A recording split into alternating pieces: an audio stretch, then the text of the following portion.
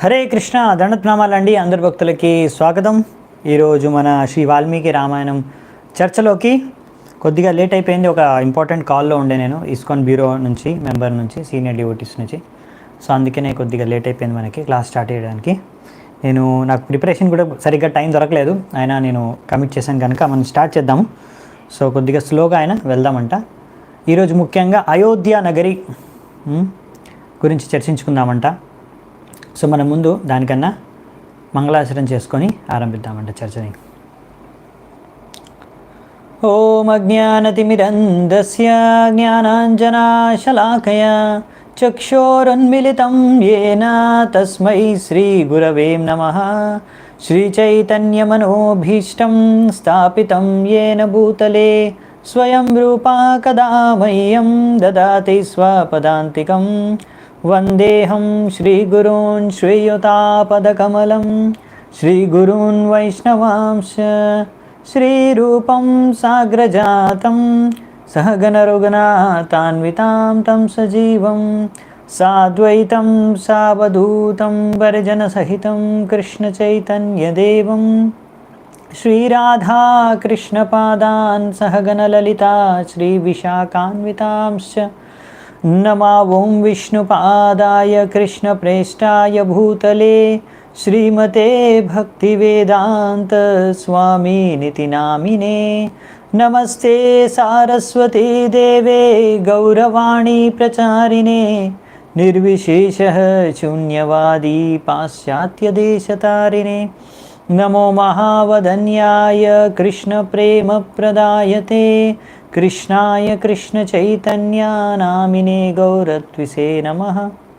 హే కృష్ణ కరుణా సింధో దీనబంధో జగత్పతే గోపేశ గోపికా కాంత రాధాకాంత నమోస్తుతే. తప్త కాంచన గౌరాంగీ రాధే వృందావనేశ్వరి వృషభానుసుతే దేవి ప్రణమామి హరిప్రియే. నీలాచల నివాసాయ నిత్యాయ పరమాత్మనే బలభద్ర సుభద్రాభ్యాం జగన్నాథాయ తే నమః. వాంఛాకల్పతరుభ్యశ్చ కృపా సింధుభ్య ఏవ చ పతితానాం పావనేభ్యో వైష్ణవేభ్యో నమో నమః. జయ శ్రీకృష్ణ చైతన్య ప్రభు నిత్యానంద శ్రీ అద్వైత గదాధర శ్రీవాసాది గౌరభక్తవృంద. హరే కృష్ణ కృష్ణ కృష్ణ హరే హరే హరే రామ రామ రామ హరే హరే. హరే కృష్ణ భక్తులందరికీ స్వాగతం. ఈరోజు మన శ్రీ వాల్మీకి రామాయణ చర్చలోకి. సో మనం ఈరోజు శ్రీ వాల్మీకి రామాయణం బాలకాండ మొదటి కాండ అయిన బాలకాండలోంచి చర్చించుకుంటున్నాము. ఇప్పటి వరకు మనము చూసుకుంటే 4వ అధ్యాయం వరకు చర్చించుకున్నాము, అవునా? సో మొదటి అధ్యాయంలో మనం చూసాము నారద ముని వాల్మీకి ఆశ్రమానికి విచ్చేస్తారు. ఎలా వాల్మీకి ముని నారద మునిని ఆధారపూర్వకంగా సత్కరించి ఆయనకు ప్రణామాలు అర్పించుకొని ఆయనకున్న సంశయం ప్రశ్నల్ని ఆయన ముందు ఉంచారు. ఆ ప్రశ్నలకు జవాబుగానే మొత్తం రామాయణాన్నంతా ఏదైతే మూల రామాయణం బ్రహ్మదేవుడి నుంచి విన్నాడో నారదముని, ఆ మూల రామాయణాన్నే ఆయన సంక్షిప్త రూపంలో ఒకటే అధ్యాయంలో మనం చూసాము. మొత్తం 97 శ్లోకాలు ఉండే, అన్ని శ్లోకాల వైజ్గా అన్ని చర్చించుకున్నాం మనము. మొదటి అధ్యాయం ఎందుకంటే అది సంక్షిప్త రామాయణం, మొత్తం మూల రామాయణం యొక్క సారాన్ని మనం చర్చించుకున్నాము. దాని తర్వాత ఇప్పుడు ఎలా గురువుని ఆశ్రయించాలి, గురువులతో ఎలా మనం గురువు దగ్గర వెళ్ళి ఆయన దగ్గర నుంచి శిక్షణ స్వీకరించాలి అనే విషయాన్ని మనకు వాల్మీకి ముని మొదటి అధ్యాయంలో నేర్పిస్తే, దాని తర్వాత ఇంకా వచ్చే 3 అధ్యాయాలు ఎప్పుడైతే మనం గురువుని సరిగ్గా ఆశ్రయించుకుంటామో, సరైన ప్రశ్నలు అడిగి సరిగ్గా సేవ చేసుకొని సరిగ్గా మనము శ్రవణం చేస్తామో, దాని ఫలితం ఆ బ్రహ్మదేవుడి యొక్క స్వయం అనుగ్రహం ఆశీర్వాదం వాల్మీకి మునికి దక్కుతుంది. ఆ బ్రహ్మదేవుడి యొక్క ఆదేశం మేరకు ఆయన ఆ భగవంతుడి శ్రీరామచంద్రుడి యొక్క ప్రతి లీలను ధ్యానంలోనే అన్నీ చూడగలుగుతున్నాడు. ఆ యొక్క దివ్య దృష్టిని ఆ బ్రహ్మదేవుడు ప్రసాదించాడు వాల్మీకి మునికి. తద్వారా ఆయన మొత్తం వాల్మీకి రామాయణాన్ని రచించడానికి అలా జరిగిన సంఘటనలు, ఆ క్రౌంచ పక్షి వధ, ఆయన ఇచ్చిన శాపం, దాని తర్వాత వచ్చిన బ్రహ్మదేవుడు వచ్చి ఆయనకు అనుగ్రహించాడు, ఆశీర్వదించాడు, ఆదేశించాడు రామాయణాన్ని రచించమని. తర్వాత ధ్యానించుకొని మొత్తం రామాయణాన్ని మళ్ళొకసారి ఆయన ధ్యానంలో చూసుకొని తర్వాత రచించాడు. అది రచించిన తర్వాత అతను దాన్ని లవకుశలు ఇద్దరికీ నేర్పించాడు. ఆ లవకుశల యొక్క యోగ్యతను, వారి యొక్క సామర్థ్యతను మనం చూసాము. అలాగే లవకుశలు ఇప్పుడు వెళ్ళారు రాముడి దగ్గరికి, అయోధ్యలో వెళ్ళారు. ఆ భరతుడు చూసి వారిని తీసుకొని రాముడి దగ్గరికి రాజమహల్లో తీసుకొని వెళ్తే అయోధ్యలో ఇప్పుడు వారు రామాయణాన్ని మొదలుపెట్టారు. రాముడు కూడా వారి యొక్క కథను వింటూ వింటూ అందరితో పాటు, అందరి సామాన్య ప్రజలతో పాటు కిందికి వచ్చి కూర్చున్నాడు సింహాసనం వదిలి, ఎవరికీ తెలియకుండా. సో మరి ఇప్పుడు ఎలా స్టార్ట్ అవుతుంది రామాయణం? లవకుశలు ఎక్కడి నుంచి స్టార్ట్ చేస్తారంటే అయోధ్య నగరి యొక్క వివరణ నుంచి. సో మనకి ఇప్పుడు అయోధ్య ఇప్పుడు ఒక మెయిన్ టాపిక్, మొత్తం భారతదేశంలో, మొత్తం విశ్వంలోనే ఒక చర్చ అయోధ్య గురించి. ఎందుకు అంటే అయోధ్యలో రామ జన్మభూమి దగ్గర భూమి పూజ జరిగింది. అక్కడ ఒక పెద్ద అద్భుతమైన మందిరాన్ని నిర్మించబోతున్నారు, రామ మందిరాన్ని. సో అందుకనే అది ఒక ఇప్పుడు గొప్ప చర్చగా మొత్తం మనం అందరూ దాని గురించి చర్చించుకుంటాము. సో మరి ఆ అయోధ్య నగరం, దాని గొప్పతనం, అయోధ్య నగరం ఎలా ఉండేది? ఎందుకంటే భగవంతుడు శ్రీరామచంద్రుడు స్వయంగా ఎంచుకున్న ఈ యొక్క అయోధ్య మరి ఎంత గొప్ప నగరం. ఏదైతే సెలెక్ట్ చేసుకున్నాడో రామచంద్రుడు, ఇక్కడ నేను ఆవిర్భవిస్తాను అని. మరి ఆ యొక్క వంశం ఎంత గొప్ప వంశం. ఆ దశరథ మహారాజు ఏ వంశంలో వచ్చాడు? మరి అక్కడ అయోధ్య వాసులు, ప్రజలు ఎలాంటి వారు, ఎలా ఉండేవారు? అది అయోధ్య నగర వాసులు, అయోధ్య నగరం ఎలా ఉండేది, తర్వాత అయోధ్య నగరవాసులు ఎలా ఉండేరు, తర్వాత దశరథుడు తన యొక్క ఈ రాజ్యాన్ని, అయోధ్య నగరాన్ని పరిపాలించేటప్పుడు ఎటువంటి మంత్రులు అతనితో పాటు ఉండేవారు, ఆ మంత్రుల సమూహం అంతా, వారందరి గురించి కూడా చర్చను ఇక్కడ ఇచ్చారు. సో ఇవి మనము మొత్తం 5, 6, 7 3 అధ్యాయాల్లో చర్చించుకుంటాం. 5వ అధ్యాయం వచ్చేసి ముఖ్యంగా మొదట చూసేది అయోధ్య నగరి యొక్క వర్ణన. తర్వాత 6వ అధ్యాయం వచ్చేసి అక్కడ మనం చూసేది అయోధ్య వాసుల యొక్క వర్ణన. దాని తర్వాత 7వ అధ్యాయం వచ్చేసి దశరథ మహారాజు యొక్క రాజ్య వ్యవస్థ, ఆయన ఎలా రాజ్యాన్ని నడుపుతాడు, దానికి ఎవరెవరు మంత్రులు ఆయనతో పాటు ఉన్నారు, వారి పేర్లు, వాళ్ళ యోగ్యత అంతా మనకు వర్ణించారు. అది ఈరోజు చూద్దామంట. సో ఈ ముఖ్యమైన విషయం ఇదేనండి. సో 5వ అధ్యాయం మొదటి శ్లోకం నుంచి చూద్దామంట. మనం మామూలుగా స్టోరీ చెప్పుకుంటూ వెళ్ళిపోతాము. మొదటి శ్లోకం ఒకటి ఫస్ట్ స్టార్ట్ చేస్తున్నాం కనుక మొదటి శ్లోకాన్ని మనం పఠించి స్టార్ట్ చేద్దామంట. సర్వా పూర్వం ఇయం యేషాం ఆసీత్ కృష్ణ వసుంధరా ప్రజాపతిం ఉపాదాయ నృణాం జయశాలినాం. సో ఇక్కడ ఈ మొత్తం భూమి పరిపాలించేది ఎవరు అంటే ప్రజాపతి ఉపాదాయ. ఆ ప్రజాపతి మనువు, ఆయన నుంచి వచ్చిన వంశం, రాజులు, ఆయన నుంచి వచ్చిన రాజులు వంశం, వారు ఈ యొక్క మొత్తం భూమిని పరిపాలిస్తున్నారంట. ఆ మనువు, ఆ వంశంలోనే ఈ దశరథ మహారాజు, ఇక్ష్వాకు, రామరాజు అంటే భగవంతుడు రామచంద్రుడు అందరూ ఆ వంశంలోనే వచ్చారు, సూర్యవంశం. సో ఆ విషయాన్ని ఇక్కడ ఇచ్చారనమాట. అందులో ఒక ముఖ్యమైన కొంతమంది రాజుల గురించి వర్ణించారు. ఒకరు వచ్చేసి చాలా ప్రసిద్ధికెక్కిన మహారాజు ఎవరు అంటే అందులో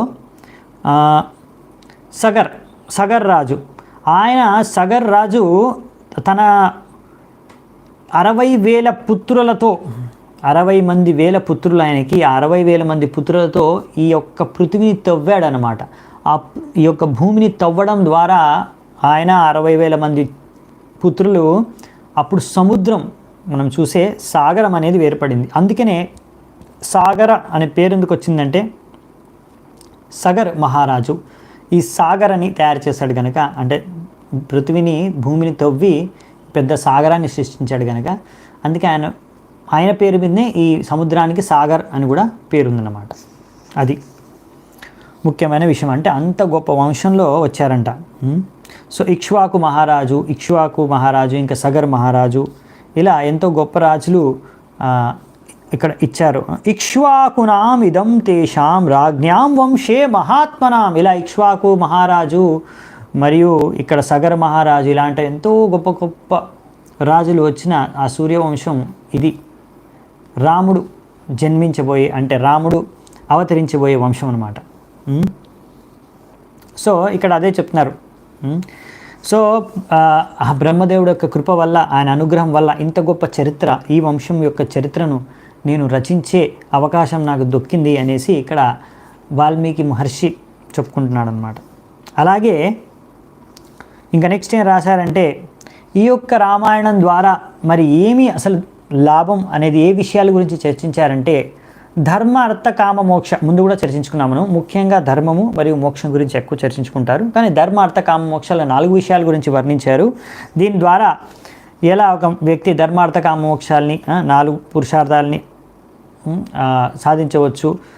కానీ ఇవి మనము ఈ రామాయణం నుంచి సరైన లాభం మనకు పొందాలి అంటే ఏమాత్రం అసూయ లేకుండా మనం ఈ రామాయణాన్ని వినాలంటే, మరి అది ఎలా అంటే ఎంతో భక్తితో, శ్రద్ధతో, ఆధారపూర్వకమైన చేతనతో మనం ఈ యొక్క రామాయణాన్ని శ్రవణం చేయాలంట. సో ఇప్పుడు ఇంకా వర్ణిస్తున్నారు ఈ వీరి యొక్క దేశం రాజధాని అయోధ్య అనేది నగరం, రాజధాని నగరం. కానీ వీరి యొక్క మొత్తం రాజ్యం పేరు వచ్చేసి కోశాల ప్రదేశం, అవునా? సో ఈ యొక్క రాజ్యం కానీ దేశమే అనుకోండి, వీరి మొత్తం రాజ్యం ముఖ్య రాజ్యమైన పేరు కోశల ప్రసిద్ధ కోశలో నామ ముదిత. సో ఇలా ఇది ఎంతో పెద్ద రాజ్యం అంట. ఇందులో ఎంతోమంది ఎంతో ఆనందంతో, ఎంతో మంచి జనాపదతో, జనపదో మహాన్, ఎంతోమంది జనాలు ఉండేవాళ్ళంట. ప్రజలు చాలామంది ప్రజలతో, ఆనందంగా ఉండే ప్రజలతో నిండిన ఆనందంతో ఉండే ఈ ప్రజలతో నిండిన ప్రదేశం, రాజ్యం ఇది కోశల రాజ్యం. ఇందులో ఎంతో ధన ధాన్యాలతో సమృద్ధిగా ఉండే ఈ రాజ్యం ఎక్కడ స్థాపించబడింది అంటే సరయు నది యొక్క తీరాన. సరయు నది యొక్క ఒడ్డున, ఆ సరయు నది యొక్క అటువైపు ఒడ్డుకి అటువైపు ఇటువైపు 2 వైపులా ఈ కోశల రాజ్యం అనేది విస్తరించి ఉన్నదంట. అంతేకాకుండా ఈ యొక్క అయోధ్య నగరం, ఈ కోశల నగరంలో అంటే కోశల రాజ్యంలో దాని రాజధాని నగరం అయోధ్య. ఈ అయోధ్య నగరం వచ్చేసి స్వయంగా మను దీన్ని సృష్టించారంట. ఈ యొక్క నగరాన్ని మనువే తయారు చేశారంట. ఈ అయోధ్య నగరంలో మధ్య centre of the city centre, Ayodhya సెంటర్లో ఒక పెద్ద 12 యోజనాల పొడవు ఇంకా 3 యోజనాల వెడల్పు, 12 యోజనాల పొడవు ఇంకా 3 యోజనాల వెడల్పు అంట ఈ అయోధ్య నగరం యొక్క ముఖ్య మధ్య భాగం, సెంటర్ భాగం. ఇంకా ఇక్కడ పెద్ద పెద్ద రహదారులు ఉన్నాయంట ఈ యొక్క మొత్తం, ముఖ్యంగా ఈ మధ్యలో రాజధాని యొక్క మధ్య భాగంలో పెద్ద పెద్ద రహదారులు. అంటే అక్కడ రాజధానిలో ఆ రాజమహల్ నుంచి తీసుకొని మొత్తం సిటీ అంట లాస్ట్ వరకు, పరిసరాల వరకు మంచి రాజమార్గం ఉందంట, రహదారులు ఉన్నాయంట, ఇరువైపు చెట్లు ఉన్నాయంట. అలాగే ఎల్లప్పుడూ ఆ యొక్క రహదారులన్నీ ఎప్పుడు నీటితో పరిశుభ్రం చేస్తారంట. అంటే వర్షాకాలంలో వానలతో పరిశుభ్రం అవుతాయి, మిగతా సమయంలో మనుషులు పరిశుభ్రం చేస్తారంట. అంటే రహదారాలు ఎప్పుడైనా క్లీన్గా ఉంటాయన్నమాట. అది ఇది మహాపురి గురించి చెప్తున్నారు ఇక్కడ. దీనికి రాజు దశరథ మహారాజు. అంటే ఇప్పుడు రామరాజు అంటే భగవంతుడు రాముడు జన్మించే ముందు సమయం అన్నమాట. ఇంకా రాముడు జన్మించలేదు. ఇప్పుడు ఎలాంటి ప్రదేశంలో, ఎలాంటి తల్లిదండ్రులకి, ఎలాంటి నగరంలో రాముడు జన్మించబోతున్నాడో ఆ నగరం గురించి, అయోధ్య నగరం గురించి వర్ణిస్తున్నారనమాట. సో అయోధ్య అంటే అసలు దీని అర్థం ఏంటంటే ఇక్కడ చెప్పారు, ఏ యోధులు కూడా ఈ యొక్క నగరాన్ని జయించలేరు, అంత గొప్ప నగరం అన్నమాట అయోధ్య. అంత పెద్ద యోద్ధ ఎవరు లేరు ఈ యొక్క అయోధ్యాన్ని జయించి. అంటే అంత గొప్ప యోధులు మహారాజులు ఈ యొక్క వంశంలో ఉన్నారు కనుక, వాళ్ళు అలా పరిపాలిస్తున్నారు కనుక, వారే మొత్తం భూమిని పరిపాలించే సామ్రాట్ చక్రవర్తి అన్నమాట. కానీ వీరి యొక్క ముఖ్యమైన రాజ్యం ఇది కోశల రాజ్యం. అందులో అయోధ్య అనేది వాళ్ళ యొక్క మెయిన్ ప్రధాన నగరం, రాజధాని అనుకోండి. సో ఈ యొక్క అయోధ్య నగరానికి పరిపాలించేది ఎవరు అంటే దశరథ మహారాజు. ఎలాగైతే ఆ దేవేంద్రుడు అమరావతి నగరాన్ని స్థాపించి అక్కడ ఆయన పరిపాలిస్తాడో స్వర్గంలో, అలాగే దశరథ మహారాజు ఇక్కడ ఈ అయోధ్య నగరం నుంచి ఈ మొత్తం భూమండలాన్ని పరిపాలిస్తారని చెప్పారు. దాని తర్వాత ఇంకా ఈ యొక్క మొత్తం నగరం ఎంత వైభవంగా ఎప్పుడు ఉంటుందో అని ఇచ్చారనమాట. ఎలాగంటే అక్కడ ఉన్న ప్రతి ఒక్క డోరు, గేటు అన్నీ ఎంతో మంచిగా అలంకరించి ఉంటాయంట, తోరణాలతో, మంచి మంచి డెకరేషన్స్తో. ఇంకా అక్కడ ఎన్నో మార్కెట్స్ ఉన్నాయి, అంటే మంచి మంచి మార్కెట్స్, అన్ని వస్తువులు లభ్యమవుతాయంట అక్కడ. ఏ వస్తువులు కావాలంటే ఆ వస్తువులు, అన్ని రకాల వస్తువులకి అమ్మబడే మార్కెట్లు అన్నీ అక్కడ ఉన్నాయంట. అలాగే ఎప్పుడు అక్కడ ఎంతో రకరకాల మనుషులు, ఒకటేంటంటే వాళ్ళు ఉంటారు, ఇంకా ఎన్నో రకరకాల ఆయుధాలు కూడా అమ్ముతారు. అలాగే అక్కడ ఎన్నో రకరకాల ఆర్టిస్ట్స్, కళాకారులు, అనేక రకమైన కళాకారులు ఉన్నారంట మొత్తం అయోధ్యలో. సో ఇలా ప్రతి రకమైన మనుషులతో నిండిపోయి కలకలాడుతుందంట మొత్తం నగరం. ఇంకా నగరంలో పెద్ద పెద్ద మల్టీ స్టోరీ బిల్డింగ్స్, ఎన్నో మేడలు, అంతస్తుల పెద్ద పెద్ద భవనాలు ఉన్నాయంట. దానిపైన జెండాలు కూడా ఉన్నాయంట, భవనం పైన జెండాలు. సో అలాగే ఎంతోమంది ఎన్నో చోట్ల, కొన్ని చోట్ల నాటకాలు నడుస్తున్నాయంట, నాటక ప్రదర్శన కూడా జరుగుతుందంట కొన్ని చోట్లలో. అలాగే కొన్ని చోట్లలో మామిడి తోటలు ఉన్నాయంట అక్కడక్కడ. ఈ మామిడి తోటలు ద్వారా ఈ యొక్క రాజ్యం యొక్క పరిసరాల్లో, అంటే ఎక్కడైతే సరిహద్దులు ఉంటాయో అక్కడ మొత్తం మామిడి తోటలతో ఆ సరిహద్దు ఉందంట. ఆ సరిహద్దులో కూడా వాల్ ఉంది, బౌండరీ వాల్ కూడా ఉందన్నమాట. అంటే ఎవరు బయట నుంచి ఎంత సునాయాసంగా ప్రవేశించలేరంట. బయట ఎవరికైనా ఎంట్రీ అవ్వాలంటే లోపలికి, అయోధ్యకి అంత ఈజీగా ఎవరైనా ఆక్రమణ చేయాలంటే అంత సులువు కాదంట. ఎందుకు అంటే అక్కడ ఎంతో రకరకాల ఆయుధాలతో నిండిన సైనికులతో అక్కడ జనాలు ఉంటారు సరిహద్దుల్లో. ఇంకా అంతేకాకుండా రకరకాల 4 రకాల జీవులు కూడా ఉన్నాయంట ఎక్కువగా. అంటే గుర్రాలు, ఏనుగులు, ఆవులు, ఇంకా ఒంటెలు, గాడిదలు, ఇవన్నీ చాలా ఉన్నాయంట. ఇంకా చాలామంది వ్యాపారస్తులు ఉన్నారంట, వాళ్ళు వ్యాపారం చేసుకుంటున్నారంట, వాళ్ళు వస్తువుల్ని అమ్ముతున్నారు, కొంటున్నారు. ఇలా ఇంకా ఎన్నో వజ్రాలు, వైడూర్యాలు కూడా అమ్ముతున్నారంట మార్కెట్లో. సో ఇది చూడ్డానికి ఇంద్రుడి యొక్క అమరావతిలాగా కనిపిస్తుందంట. అలాగే ఇంకా ఎంతో అక్కడ స్త్రీలు కూడా ఎంతో సౌందర్యవంతంగా ఉంటారంట అయోధ్యలో. ఎప్పుడూ వారు కూడా ఎన్నో ఆభరణాలు ధరించి ఉంటారంట. ఇలా ఇంకా పెద్ద పెద్ద బంగ్లాలో కూడా కొంతమంది రాజు పరివారంలో ఉండేవారు పెద్ద పెద్ద బంగ్లాల్లో నివసిస్తారు. ఇలా ఇంకా ప్రతి రహదారులు, రోడ్స్ అవన్నీ బాగా నిర్మితమై ఉన్న మంచి నగరం అని చెప్తున్నారు. ఇంకా అక్కడ ఆ నగరంలో ఎంతో ధాన్యం అనేది చాలా ఉందంట, చాలా ధాన్యము. ఇంకా అక్కడ నీళ్ళు చెరుకు రసంలా తీయగా ఉంటాయంట. సో మొత్తం భూమి మీద ఆ సమయంలో అన్నిటికన్నా ఉన్నతమైన స్థలం అంటే అయోధ్యనే అంట. సో ప్రతి చోట అక్కడక్కడ ఈ వాయిద్యాలు వాయిస్తున్నారంట. డ్రమ్స్, కెట్టల్ డ్రమ్స్, మృదంగాలు, వీణాలు ఇవన్నీ వాయిస్తూ ఎన్నో రకరకాల సంగీతం కూడా నడుస్తుందంట. సో ఈ విధంగా ఎంతో మంచిగా ఎంత బాగా అలంకరించిందో మొత్తం అయోధ్య అనే విషయాన్ని కూడా ఇక్కడ రాశారనమాట. ఇంకా అక్కడ అయోధ్యలో ఎంతోమంది మహారథులు ఉన్నారంట. వారు అన్ని రకాల ఆయుధాలని ప్రయోగించే సామర్థ్యం ఉన్న మహారథులతో నిండి ఉందంట ఈ యొక్క అయోధ్య. అందుకే ఏ ఒక్క యోధుడు కూడా బయట నుంచి ఆక్రమించే సాహసం చేయడం అనమాట. వారికి తెలుసు అయోధ్యలో ఎంత మహాయోధులు, మహారథులు ఉన్నారు. వారి దగ్గర అన్ని రకాల ఆయుధాలు ఉన్నాయంట.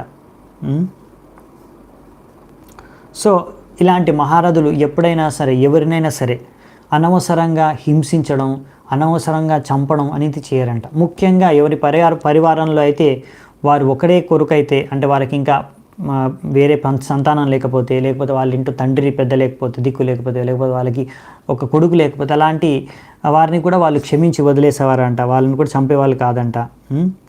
వారు ఇంకా ఎప్పుడైనా ఎవరైనా పెద్ద పెద్ద సింహాలు, పులులు ఎవరైనా అందరినీ భయపెట్టించడానికి వస్తే నగరంలోకి వాటిని చంపేసేవారంట. అలా కంట్రోల్లో ఉంచేవారంట వాటిని. సో ఇలా అయోధ్య నగరంలో ఇంకా ఎంతోమంది బ్రాహ్మణులు ఉండేవారంట, బ్రాహ్మణులతో నిండి ఉందంట. ఆ బ్రాహ్మణులు ఎంతో మేధావులంట. అన్ని రకాల వేదాలు వేదాంగాలను నేర్చుకున్నవారే కాకుండా వాళ్ళు మనస్సు ఇంకా ఇంద్రియాలని నిగ్రహించుకున్నవారంట అక్కడ బ్రాహ్మణులంతా. సో ఇంకా ఇలా ప్రతి ఒక్కరు కూడా అక్కడ సత్యవచనాల్ని పలికేవారంట, అందరికీ దాన ధర్మాలు చేసేవారంట ప్రతి ఒక్కరు. అంటే ఎవరు అక్కడ పేదవాళ్ళు అనేవారు లేరంట, ప్రతి ఒక్కరు ఇంకొకరు దానం ఎంతో ఎవరు అడిగినా దానం ఇచ్చేవారంట ఇంకొకరికి. సో అంటే కొంతమంది అక్కడ బ్రాహ్మణులు కూడా ఒక పెద్ద పెద్ద ఋషులతో సమానంగా అంత గొప్ప విద్వానులు మరియు అంత గొప్ప ఋషులకు సామర్థ్యం ఉన్న కలిగిన వాళ్ళు కూడా అక్కడ ఉన్నారంట. సో ఇక్కడ ఈ యొక్క మహారాజులకు ఎంతో ఇక్కడ ఉన్న మహారాజులకు ఎంతో శక్తి సామర్థ్యాలు ఉన్నాయంట. శబ్ద వేద్యం అనే విద్య కూడా వాళ్ళకు తెలుసంట. అంటే ఒకవేళ ఎంతమంది ఎక్కడ దాక్కున్నా సరే, ఒక శత్రువు ఎక్కడైనా దాక్కుని ఉంటే కూడా వాడి యొక్క శబ్దం ఎక్కడి నుంచి సౌండ్ అనేది వస్తుందో, ఎక్కడి నుంచి వాడు యారో యుద్ధం చేసేటప్పుడు యారోని షూట్ చేస్తారు కదా, ధనుస్సు నుంచి విల్లు నుంచి యారోని షూట్ చేస్తారు కదా, అది ఎక్కడి నుంచి శబ్దం వస్తుందో దాన్ని బట్టి ఎక్కడ దాక్కున్నా సరే ఆ శత్రువుని చంపే ఆ విద్య కూడా వాళ్ళకి తెలుసంట. అలాంటి మహారాజులు ఇక్కడ చాలామంది ఉన్నారు అని ఇక్కడ రాశారనమాట. మనకు తెలుసు కదా, దశరథుడు మహారాజు కూడా ఈ విద్య తెలుసు. ఓకే, ఇది అయోధ్య నగరి యొక్క వర్ణన అయిపోయిందండి. ఇక్కడ దీని గురించి వర్ణన ఇక్కడ ఇచ్చారు. బాణం సారీ, అవునండి, థ్యాంక్ యూ.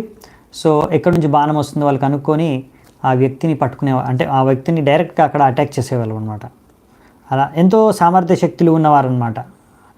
సో ఇలా అయోధ్య నగరంలో అన్ని రకాల సువిధులు, అన్ని రకాల వస్తువులు, అన్ని రకాల సదుపాయాలు, ఎంతో ధనధాన్యాలతో సమృద్ధిగా ఉందన్నమాట. అలాగే మనుషులు కూడా ఎంతో అన్ని వర్గాల మనుషులు ఉన్నారు. కళాకారుల నుంచి తీసుకొని బ్రాహ్మణుల వారికి అందరి గురించి చెప్పారు. అలాగే అన్ని రకాల కార్యక్రమాలు, మార్కెట్స్ ఉన్నాయి, అలాగే నాటకాలు జరుగుతున్నాయి, వాణిజ్యాలు, సంగీతం వాయిస్తున్నారు కొంతమంది. అలాగే మహారథులు ఉన్నారు, క్షత్రియులు ఉన్నారు, బ్రాహ్మణులు ఉన్నారు, కొంతమంది వ్యాపారులు ఉన్నారు, మార్కెట్లో వ్యాపారం చేసుకుంటున్నారు. అలా అన్ని రకాల వర్గాల ప్రజలు ఎంతో సుఖ సంతోషాలతో ఉన్నారని ఇక్కడ రాశారు. ఇంకా అక్కడ నీళ్ళు కూడా చెరుకు రసంలా తీయగా ఉంటాయని చెప్పారు. సో ఇప్పుడు నెక్స్ట్ ఇది 5వ అధ్యాయం ఒక వర్ణన. నెక్స్ట్ వచ్చి 6వ అధ్యాయం. సో ఈరోజు మన డిస్కషన్ చిన్నగానే ఉండొచ్చు, ఎందుకంటే నేను స్పెసిఫిక్గా అయోధ్య కోసం పెట్టుకున్నాను. ఎందుకంటే ఈ టాపిక్ తర్వాత నెక్స్ట్ టాపిక్ వచ్చేసి మళ్ళీ దశరథ మహారాజు మరి అన్నీ బాగానే ఉన్నాయి కానీ ఆయనకు ఒకటే సమస్య ఏంటి, పుత్రులు లేరు, సంతానం లేదు. దానికోసం ఏం చేయాలి, దానికోసం చర్చ. అశ్వమేధ యజ్ఞం చేయడానికి తలపడతాడు. దాని తర్వాత దాని తర్వాత పుత్రకామేష్టి యజ్ఞం చేయాలి, తర్వాత ఋషిశృంగ ఋషిని తీసుకురావడం, దాని తర్వాత ఆ యజ్ఞం తర్వాత శ్రీరామచంద్రుడు జన్మించడం అనేవి మనం తర్వాత నెక్స్ట్ వచ్చే క్లాసెస్లో చూద్దామంట. ఈరోజు ముఖ్యంగా అయోధ్య నగరం గురించి మాత్రమే చర్చించుకుంటాం. సో ఎందుకంటే చాలామంది అయోధ్యలో రామ జన్మభూమిలో రామ మందిరం మన కన్స్ట్రక్షన్ జరుగుతుంది అని ఎంతో ఆనందంతో ఉన్నారు. చాలా ఆనందకరమైన విషయం అండి. ఎన్నో ఏళ్ళ నుంచి ఆ కేసు పెండింగ్ ఉండి ఇప్పుడు అది అయోధ్య రామ జన్మభూమి దక్కి అక్కడ భూమి పూజన జరిగి ఇప్పుడు అక్కడ మందిరాన్ని నిర్మితం అవ్వబోతుంది. చాలా సంతోషకరమైన విషయం. కానీ ఇంకొక విషయం, ఇప్పుడు రాముడు రాబోతున్నాడు, మరి ఆ మందిరం రాబోతుంది, రాముడు అక్కడ రాబోతున్నాడు. మరి రాముడు రావడానికి కావాల్సిన నగరం అలా ఉందా, మరి ప్రజలు అలా ఉన్నారా మరి? సో ఆ విషయం కూడా మనం ఆలోచించాలన్నమాట. సో మనము మరి రాముడి అవతరించి అయోధ్య ఎలా ఉంటుంది, అయోధ్య వాసులు ఎలా ఉంటారో ఇప్పుడు మనం నెక్స్ట్ చూస్తాము, చర్చించుకోబోతున్నాము అయోధ్య వాసుల గురించి ముఖ్యంగా. సో మనం కూడా అలా ఇప్పుడు అయోధ్య వాసులు ఎంత గొప్పగా ఉన్నారో అలా మనం తయారైతే అప్పుడు తప్పకుండా భగవంతుడు అంటే మనతో పాటు ఉంటాడు అనే విషయాన్ని మనం అర్థం చేసుకోవచ్చు అన్నమాట. సో ఆ సమయంలో మరి ఎలా ఉండేదో అయోధ్య నగరం చూసాము. అయోధ్య నగర వాసులు ఎలా ఉండేవారో కూడా చూద్దామంట. సో దశరథుడు ఎంతో బాగా సంరక్షణ కలిగించేవాడంట అయోధ్యకి. ఆయన సంరక్షించేవాడు. ఆయన సంరక్షణలో ఎంతో బాగా అయోధ్య అనే నగరం, దాన్ని ఎవ్వరూ ఏ యోధుడు కూడా ఆక్రమించే సాహసం చేసేవాడు కాదు. చేసినా కానీ వారిని ఓడిచ్చేసేవారు అనమాట. సో ఎలాగైతే మను మొత్తం మన పృథ్వీని రక్షిస్తాడో అలాగే దశరథ మహారాజు కూడా పరిపాలనలో అయోధ్య మొత్తం రాజ్యాన్ని, కోశల రాజ్యాన్ని, అయోధ్య నగరాన్ని ఎంతో బాగా రక్షణ కల్పించాడంట దశరథ మహారాజు. దశరథ మహారాజు కూడా ఎంతో యోగ్య వ్యక్తి. చూడండి, రాముడు దశరథుడిని తన తండ్రిగా స్వీకరించాడంటే ఆయనకు తగిన యోగ్యత ఉండబట్టి. ఆ విషయాన్ని కూడా మనం అర్థం చేసుకోవాలి. ఆయన తండ్రిగా స్వీకరించడమే కాదు, ఆయన మాట నిలబెట్టడం కోసం ఆయన మాటను పాటించే 14 ఏళ్ళు వనవాసం చేశాడు రాముడు. అంటే అర్థం చేసుకోవచ్చు దశరథుడు ఎంతో యోగ్య వ్యక్తి అని. సో అలా దశరథ మహారాజుకు కూడా అన్ని వేదాలు, శాస్త్రాలు తెలుసంట. ఆయన ఎంతో మంది రకరకాల యోధులను, వీరులను తన యొక్క రాజ్యంలో చేర్చుకున్నాడు. ఆయన యొక్క రాజ్యంలో ఉండేవారు. ఆయనకి ఇంకా ఎంతో దూరదృష్టి, ఫార్ సైటెడ్నెస్, దూరదృష్టి చూసే తెలివి, సామర్థ్యం ఉందంట. అలాగే దాని ప్రకారం అందరి బాగోగులు, అందరి ప్రజల బాగోగుల్ని చూసుకునేవాడంట. ఆయన ఒక అతిరథ అంటే మహారథుల కన్నా పై స్థాయి అనమాట అతిరథ. ఆయన ఇక్ష్వాకు వంశంలో పుట్టాడు. ఆయన కూడా అంతేకాకుండా ధర్మాన్ని రక్షించడం, ధర్మానుసారంగానే పరిపాలిస్తున్నాడంట. ప్రతి ఒక్కరూ ఆ రాజ్యంలో, నగరవాసులందరూ అయోధ్యలో ఆ యొక్క ఐఎమ్ వెరీ సారీ, కొంచెం అలా ఇరిటేషన్గా ఉంది. సో అయోధ్య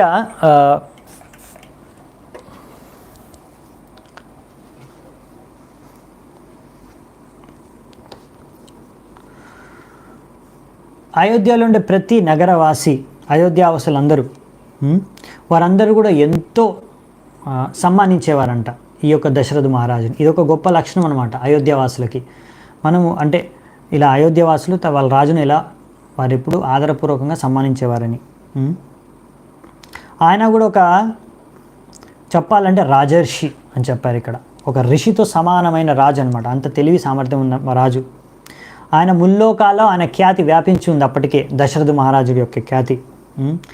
ఆయనకి ఎంత మంచి మిలిటరీ స్ట్రెంగ్త్, అంటే ఆయన యొక్క సైన్య బలం ఎంత ఉందంటే అసలు ఏ రకమైన శత్రువునైనా అతను దశరథ మహారాజు అతని సైన్యంతో హతమార్చే శక్తి ఆయనకు ఉందంట.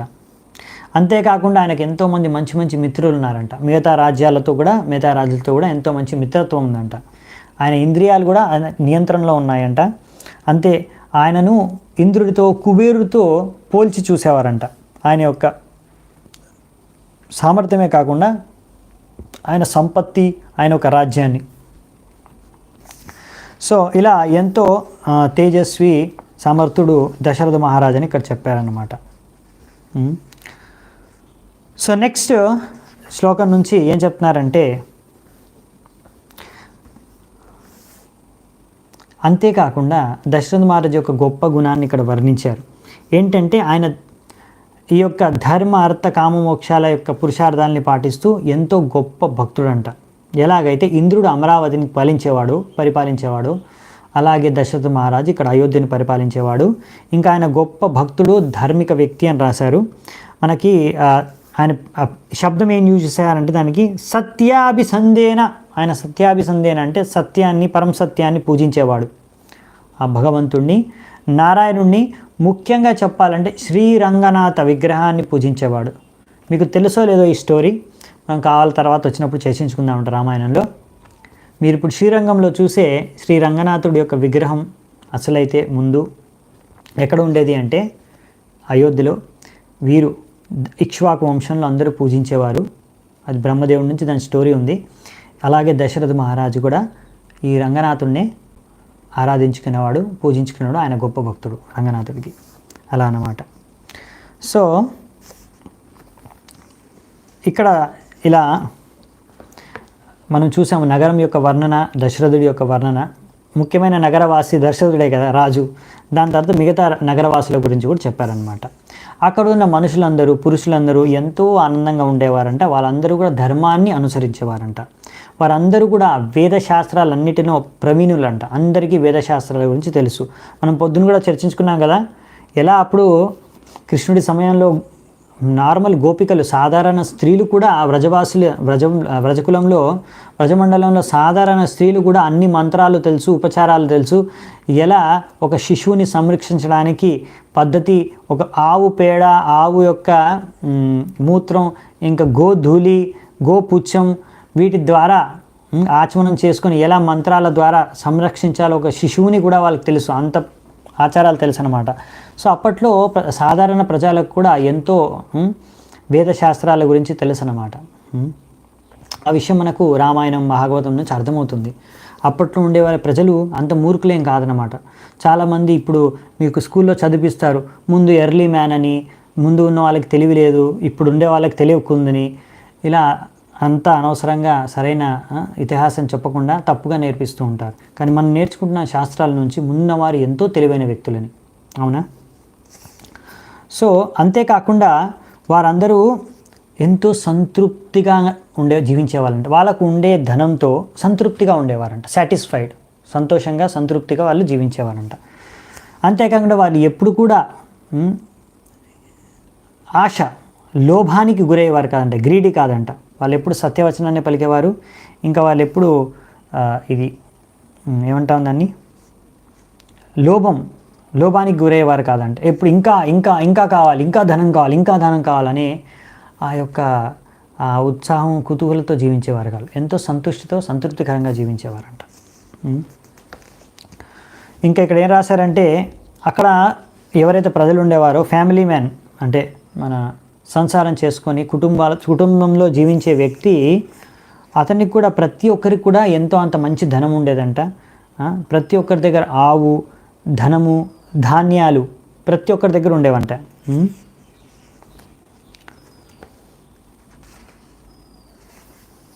అంతేకాకుండా మొత్తం అయోధ్యలో మీరు ఎంత వెతికినా ఎంతో కామానికి బానిసలైన వారు, లోభానికి బానిసలైన వాళ్ళు, క్రూరత్వంగా ప్రవర్తించేవారు, ఇంకా అన్ఎడ్యుకేటెడ్ అంటే అక్షరాస్యత లేనివారు, చదువు రానివారు మీకు ఎక్కడ కనిపించేవారు కాదంట.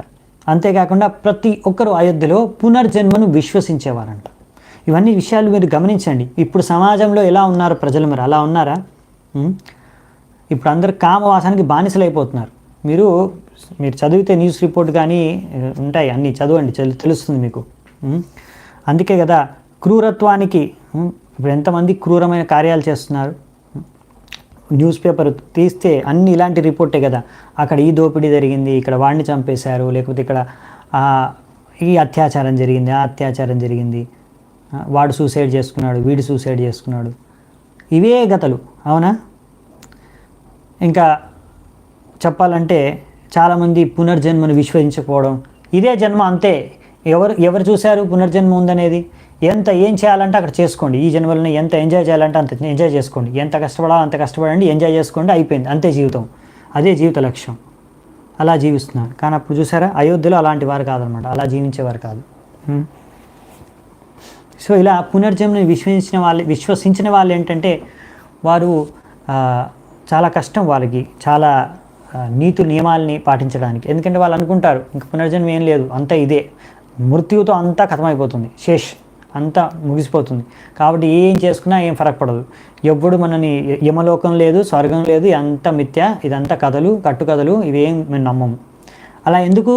అప్పుడు మనం ఇక్కడ ఏ పాపాలైనా చేసుకోవచ్చు, ఎన్ని పాపాలైనా చేసుకోవచ్చు, ఎంతైనా మాంసం తినొచ్చు, ఎంత మద్యపానమైనా చేయొచ్చు, ఎంత కామవాసన పూర్తి చేసుకోవడానికి, ఇంకా దాని వెనకాలని జీవితాంతం బలి చేయొచ్చు అనమాట మనం. అందుకనే జనాలు ఈ భక్తి మార్గానికి రావడానికి భయపడతారు, లేకపోతే ధర్మాన్ని పాటించడానికే భయపడతారు. ఇలా పునర్జన్మం ఉంది అనే విషయాన్ని వాళ్ళు స్వీకరించడానికి అంగీకరించరు. ఎందుకంటే వారికి తెలుసు మరి పునర్జన్మ ఉంది అంటే మరి అమ్మో మరి ఇప్పుడు చేసే కర్మాల ఫలితాలు నాకు మరి నెక్స్ట్ జన్మలో దక్కుతాయా, అమ్మో అంటే నేను ఇప్పుడు సరిగ్గా బతకాలన్నమాట, లేకపోతే నెక్స్ట్ జన్మలో నాకు ఏ పందినో కుక్కనో పుడతానా, అమ్మో అంటే జాగ్రత్తగా నేను బతకాల్సి వస్తుంది కదా మరి. ఆ భయానికే వాళ్ళు అలాంటివి స్వీకరించరు అన్నమాట. సో అందుకే ఇక్కడ ఇవన్నీ చెప్పే విషయాలన్నీ చాలా ముఖ్యమైనవి అన్నమాట. సో ఇక్కడ ప్రతి స్త్రీ, ప్రతి పురుషుడు ధర్మాన్ని పాటించేవారంట, వాళ్ళ ఇంద్రియాలని నియంత్రించుకొని ఉండేవారంట, వాళ్ళ యొక్క స్వభావం ఎంతో మంచి గుణాలతో, మంచి స్వభావంతో, ఏమాత్రం మచ్చలేని వారి యొక్క చరిత్ర అంట. వాళ్ళ యొక్క మనస్సు మహర్షుల్లాగా ఉండేవంట. చూడండి, ఇంత గొప్ప మనుషులు ఉండారు కాబట్టి అయోధ్యలో భగవంతుడు రామచంద్రుడు అవతరించాడనమాట.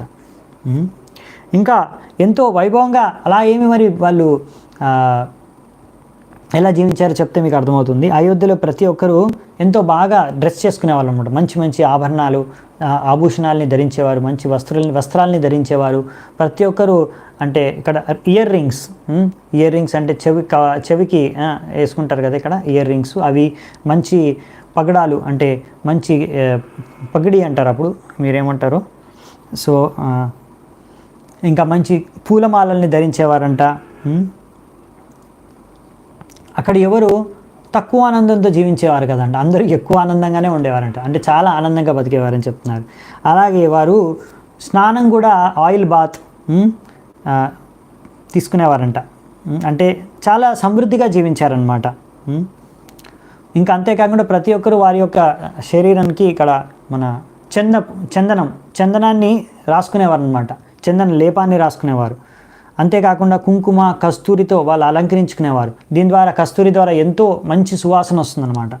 అంటే వాళ్ళు జీవించడం కూడా చాలా ఎంతో ఆనందంగా, సంతోషంగా, ధార్మికంగా, ఇంకా ఎంతో పుష్కలంగా, సమృద్ధిగా జీవించారనమాట. ఆ విషయం నాకు అర్థమవుతుంది ఇక్కడ, అవునా.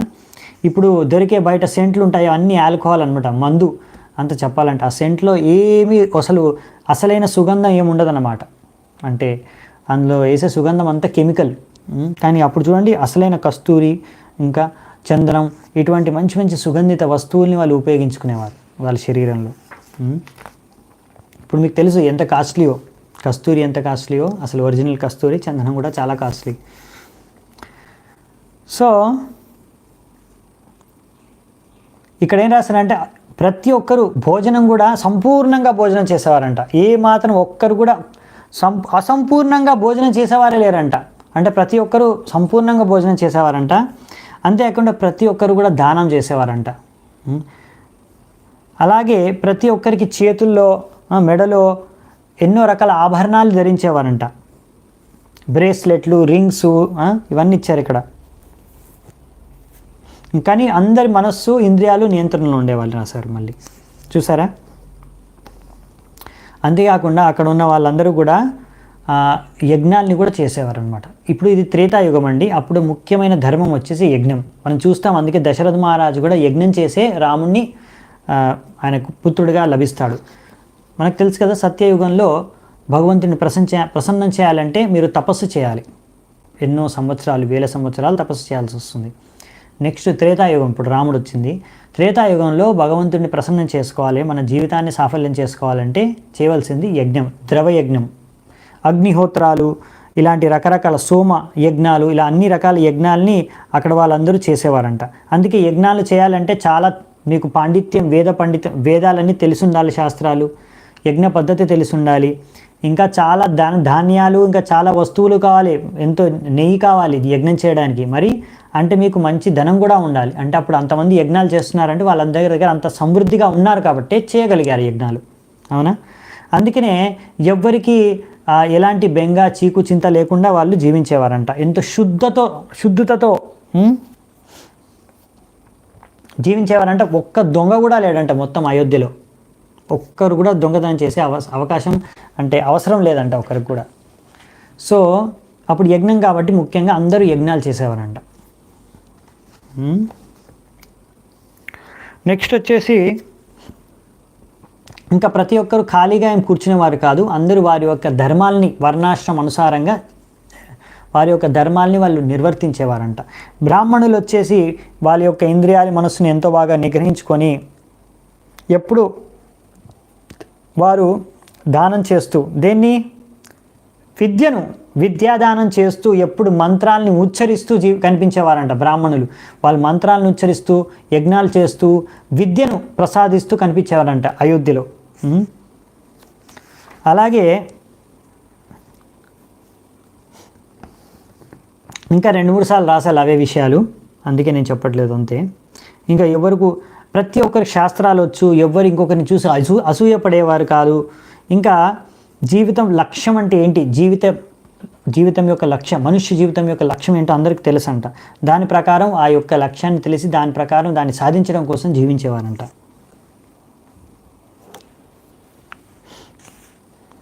సో ఇంకా ఎన్నో రకాల వ్రతాలని, వాళ్ళకి అన్ని వేదాలు తెలుసు కనుక ఎన్నో రకాల వ్రతాలని కూడా పాటించేవారంట. చంద్రాయన వ్రతం, అలా ఎన్నో వ్రతాలని పాటించేవారంట. ఇంకా ధనాన్ని, బంగారాన్ని కూడా దానం ఇచ్చేంత సామర్థ్యత ఉన్నవారంట. బంగారాన్ని కూడా దానం ఇచ్చేవారంట వాళ్ళు.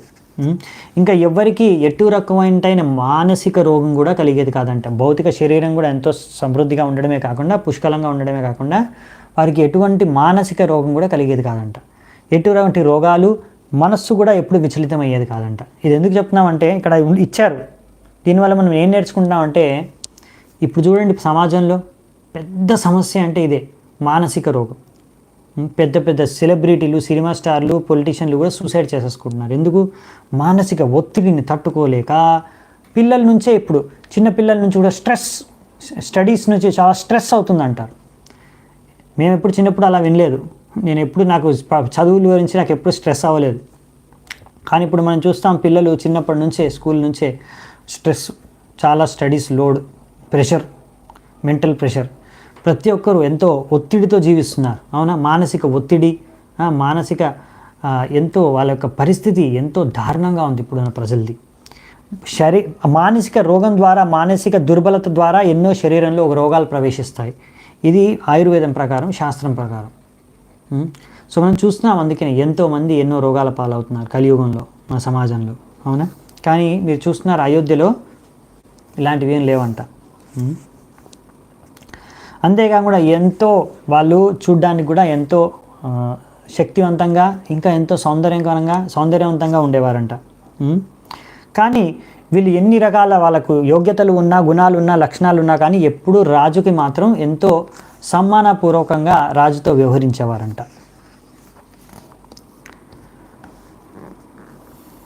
ఇంకా బ్రాహ్మణులు విగ్రహారాధన కూడా బాగా చేసేవారంట. ఇంకా అతిథుల్ని కూడా బాగా సత్కరించేవారంట. వారు ఎప్పుడూ కృతజ్ఞతతో జీవించేవారంట. ఇంకా ఎప్పుడు దాన ధర్మాలు చేస్తూ ఎంతో బ్రాహ్మణ తేజస్సు శక్తిని సంపన్నులై ఉండేవారంట. అందుకనే వీళ్ళందరూ కూడా ఇలా ధార్మికంగా సత్యాన్ని పాటించి జీవించేవారు కనుక వాళ్ళందరూ ఎంతో లాంగ్ లివ్డ్, పెద్ద ఆయుష్మాన్ భవ అంటే చాలా మంచి ఆయువుతో ఎంతో చిరకాలం బతికేవారంట. వాళ్ళు మంచిగా వాళ్ళ యొక్క కుటుంబవాసులైన భార్య, పిల్లలు, మనవళ్ళతో ఎంతో సంతోషంగా చిరకాలం బతికేవారంట. అంతేకాకుండా క్షత్రియులందరూ బ్రాహ్మణులను ఈ సమాజం యొక్క ముఖ్య హెడ్గా, అంటే వారిని మా యొక్క అధిపతులుగా స్వీకరించేవారు. అంటే వాళ్ళు బ్రాహ్మణుల యొక్క ఆదేశానుసారంగా క్షత్రియులు వారి యొక్క కర్తవ్యాన్ని నిర్వర్తించేవారంట. అలాగే వైశ్యులు కూడా క్షత్రియులకు ఆదేశాలని పాటించేవారంట. ఇంకా శూద్రులు వచ్చేసి పై ఉన్న 3 మార్గాలు అంటే బ్రాహ్మణ, క్షత్రియ, వైశ్యులని ముగ్గురిని అనుసరించి వారికి సేవను అందించేవారంట. సో ఇదన్నమాట. నెక్స్ట్ వచ్చేసి మనం వీటి గురించి ముందు కూడా చర్చించుకున్నాము. మళ్ళీ ఏం చెప్పుకోము, మళ్ళీ వస్తాయి కూడా మనకి. ఎందుకంటే ఇక్కడ రామాయణం, ఇక్కడ అన్ని రాసింది ఏంటంటే సామాన్యంగా ప్రజలకన్నీ ఇంత బేసిక్ అన్న తెలుసు ఎవరు బ్రాహ్మణుడు, క్షత్రుడు, వైశ్య, శూద్రుడు అనే విషయాన్ని. సో మనకు ముందు కూడా చూసుకున్నాం, భగవద్గీతలో కూడా చర్చించుకున్నాము. వీరంతా బ్రాహ్మణులు, క్షత్రియులు, వైశ్యులు, శూద్రులు అనేది యోగ్యతను బట్టి, వాళ్ళ యొక్క గుణ కర్మలను బట్టి నిర్ధారణ అవుతుందని విషయం చర్చించుకున్నాము. సో ఆ విధంగా వాళ్ళ గుణకర్మాల అనుసారంగా, వాళ్ళ యొక్క వర్ణాశ్రమం అనుసారంగా వాళ్ళు జీవించేవారు అన్నమాట. అదే కాకుండా ఈ యొక్క మొత్తం అయోధ్య నగరిని ఎంతో సమర్థవంతులైన క్షత్రియులు, ఇక్ష్వాకు వంశం యొక్క రాజు, వాళ్ళందరూ వీటిని ఎంతో బాగా సంరక్షించేవారంట మొత్తం దీన్ని. అంతేకాకుండా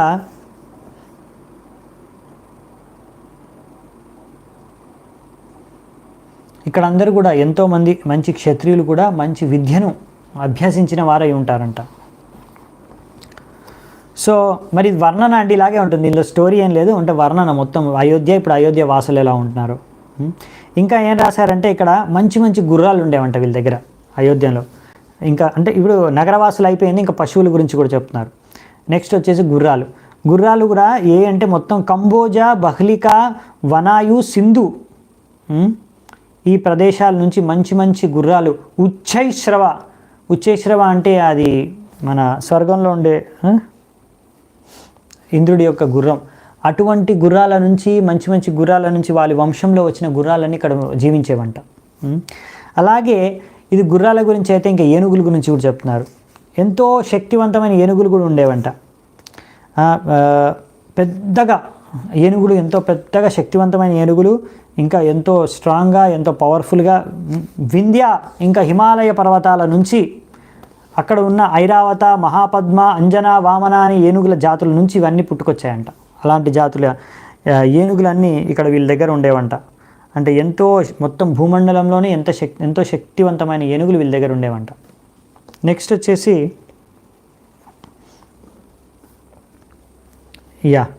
సో వీటి పేర్లు కూడా ఇచ్చారు. అంటే వీళ్ళ జాతి యొక్క పేర్లు కూడా ఎప్పుడు భద్ర,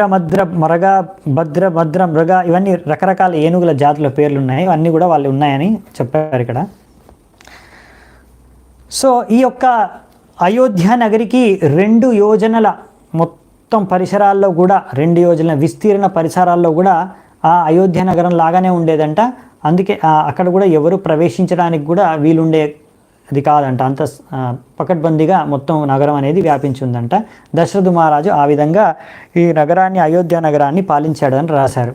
సో ఎంతో గొప్పగా, ఎంతో గొప్ప శక్తి సామర్థ్యంతో ఆయన ఎలాగైతే చంద్రలోకాన్ని పరిపాలిస్తాడో, ఇంద్రుడు ఇంద్రలోకాన్ని పరిపాలిస్తాడో, అలాగే ఇక్కడ అయోధ్యని దశరథ మహారాజు పరిపాలించాడని రాశారనమాట. ఇంకా అక్కడ ఉన్న విషయాల గురించి ఇక్కడ ఎక్స్ప్లెయిన్ చేశారు. ఈరోజు ఇంకా లాస్ట్ అధ్యాయం, 7వ అధ్యాయం వచ్చేసి దశరథ మహారాజు యొక్క మంత్రుల గురించి చర్చించారు 7వ అధ్యాయంలో. సో మరి ఆయన యొక్క ముఖ్య మంత్రులు, ఆయన యొక్క ప్రీస్ట్ అంటే మనం పంతులు అంటామా, ప్రీస్ట్ని పండితులు, ఋషులు, వీళ్ళందరూ ఎవరెవరు, వారి యొక్క సామర్థ్యం అనేది ఇక్కడ వ్యక్తం చేశారు. చూద్దామంట. సో ఒక మినిస్టర్ని, మంత్రిని ఆమత్య అంటారు సంస్కృతంలో. ఐఎమ్ వెరీ సారీ, ఈరోజు ఎందుకో బాగా కొంచెం ఇరిటేషన్గా ఉంది. తస్యామత్యా గుణైరాసన్ ఇక్ష్వాకోస్తు మహాత్మనః మంత్రజ్ఞాశ్చేంగితాజ్ఞాశ్చ నిత్యం ప్రియహితేరతాః. సో ఈ యొక్క ఇక్ష్వాకు వంశం చెందిన దశరథుడి యొక్క రాజ్యంలో ఎంతో గొప్ప గొప్ప మంత్రులు ఉన్నారంట. వారి యొక్క గొప్ప లక్షణాలు ఏంటంటే, ఆ మంత్రుల యొక్క గొప్ప లక్షణాలు, వారి చేతిలో ఏ పని చెప్పినా సరే, వారికి చేతికి ఏ పని వచ్చినా సరే దానికి చేయగలిగే సామర్థ్యం అన్నమాట, సత్తా ఉందన్నమాట ఆ మంత్రులకి.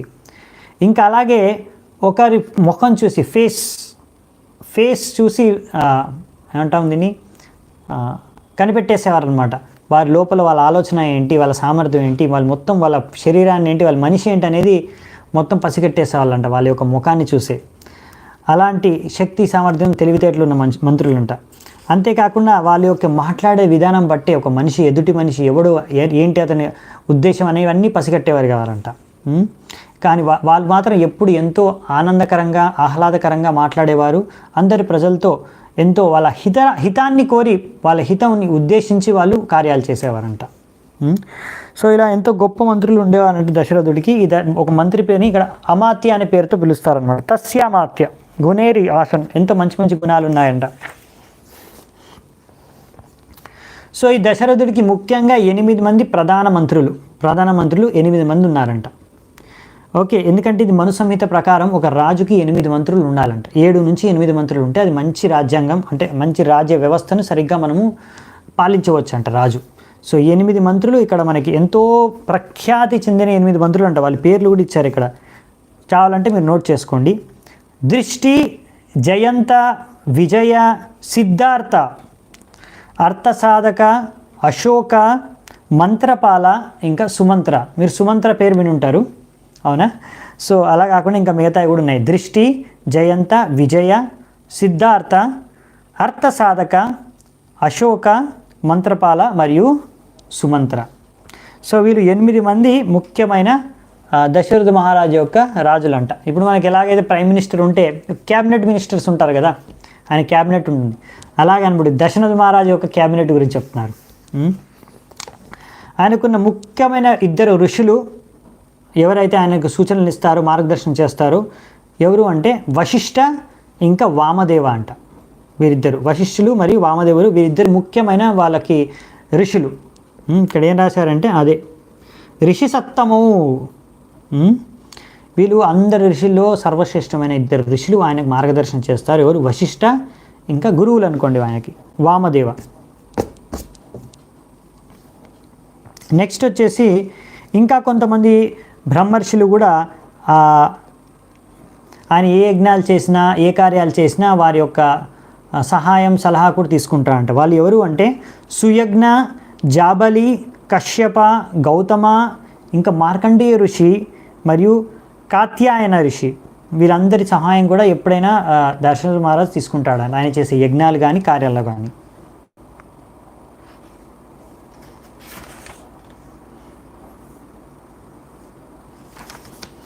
నెక్స్ట్ వచ్చేసి ఈ మంత్రులందరూ తర్క వితర్కలో ఎంతో ప్రవీణులు. ప్రతి ఒక్క సబ్జెక్టు ఏ విషయం తీసుకున్నా అందులో ఎంతో ప్రవీణులు. ఎప్పుడు ఏ తప్పుడు కార్యక్రమాలు చేసేవారు కాదు. ధర్మ విరుద్ధంగా, ధర్మానికి విరుద్ధంగా ఏ కార్యాలని వారు ఆచరించేవారు కాదు. అలాగే రాజకీయతను సంపూర్ణంగా తెలిసిన వాళ్ళు, ఎంతో సమర్థత ఉందన్నమాట. రాజకీయం అనేది ఏంటనే విషయం వాళ్ళకి తెలుసు. ఎందుకంటే అర్థశాస్త్రం, నీతిశాస్త్రం ఇవన్నీ కూడా శాస్త్రాలు అనమాట. రాజకీయం, ఎందుకంటే రాజ్యాన్ని నడపాలంటే, రాజకీయాలు నడపాలంటే కూడా ఎంతో జ్ఞానం కావాలి, శాస్త్రాల యొక్క అధ్యయనం కావాలి. అవన్నీ చేసిన వారంట వీళ్ళంతా. అలాగే ఇంద్రియాలను ఎంతో నిగ్రహించుకున్న వాళ్ళు, కానీ వారు మాత్రం ఇంకొకరి పట్ల వారి మధ్యలో కూడా ఎంతో ఆప్యాయతతో, అనురాగంతో వాళ్ళు జీవించేవాళ్ళంట. ఎంతో ఆత్మీయతతో వాళ్ళు వ్యవహరించారు వారు ఒకరి మధ్యలో కూడా, ఒకరొకరు కూడా. ఇంకా వాళ్ళు నైతిక విలువలతో వాళ్ళు జీవించేవారు. వాళ్ళ జీవితాన్ని ఎంతో పాండిత్యాన్ని వాళ్ళు గ్రహించి, పాండిత్యాన్ని ఉన్నవారు. వాళ్ళు ఎంతో సమృద్ధి, ఎంతో తెలివితేటలతో, ఇంకా అన్ని శాస్త్రాలు తెలిసిన వాళ్ళు, ఇంకా ఎంతో శక్తి సామర్థ్యం ఉందన్నట్టుగా రాశారు ఇక్కడ.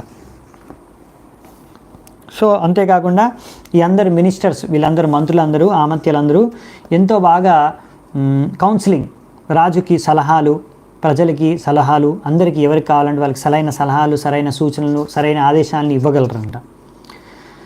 వారి యొక్క కర్తవ్యాలు ఏవైతే రాజ్యంలో ఉండే కర్తవ్యాల అన్నిటినీ సరిగ్గా పాటించేవారంట. ఎప్పుడు కర్తవ్యాల్ని నిర్లక్ష్యం చేసేవారు కాదంట.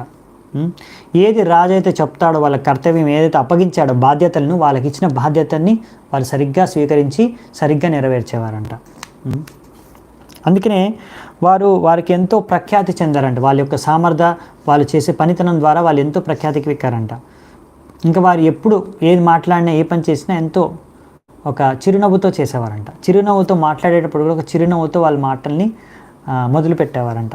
దీని ద్వారా అర్థమవుతుంది ఏంటంటే వీరు యథావచన కారిణ, అంటే ఏదైతే చెప్పేవారో, మనసులో ఏదైతే అనుకునేవారో, హృదయంలో ఏదైతే ఉందో, ఏదైతే చెప్పేవారో అదే కార్యాలు చేసేవారు కూడా. అంటే లోపల ఒకటి పెట్టుకొని బయట ఒకటి మాట్లాడి ఇంకో కార్యం చేయడం అలాంటిది వాళ్ళకి తెలియదు అనమాట. వాళ్ళు స్ట్రైట్గా ఏదైతే లోపల ఉందో, ఏదైతే ఆలోచిస్తున్నారో అదే మాట్లాడతారో, అదే పనిచేస్తారనమాట. అలాగే ఎప్పుడు అసత్యాన్ని పలికేవారు కాదంట. వాళ్ళు అనవసరంగా ఎప్పుడు ఏదో క్రోధంతో, ఉద్వేగానికి గురయ్యి ఎలా పడితే అలా మాట్లాడడం అనేది కూడా చేసేవారు కాదంట. ఇంకా వారెప్పుడు అసత్యాన్ని పలికేవారు కాదు. క్రోధం ద్వారా కానీ, లేకపోతే ఏదో ఇంద్రియ భోగాన్ని ఆశించో, లేకపోతే ఆర్థిక ఉన్నతిని ఆశించో ఎప్పుడు వాళ్ళు అసత్య వచనాల్ని పలికేవారు కాదంట.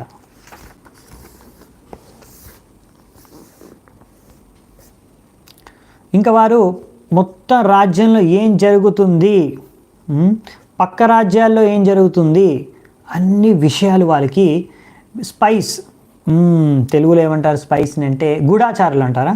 స్పై అంటే గూఢాచారుల ద్వారా వారు కొంతమంది మనుషులు ఉంటారనమాట. వాళ్ళు రహస్యంగా వాళ్ళు అన్ని చోట్ల తిరిగి అన్ని విషయాలు కనుక్కుంటుంటారు. ఏం జరుగుతుంది, అక్కడేం జరుగుతుంది, ఇక్కడేం జరుగుతుంది. స్పైస్ తెలుగులో ఏమంటారండి స్పైని?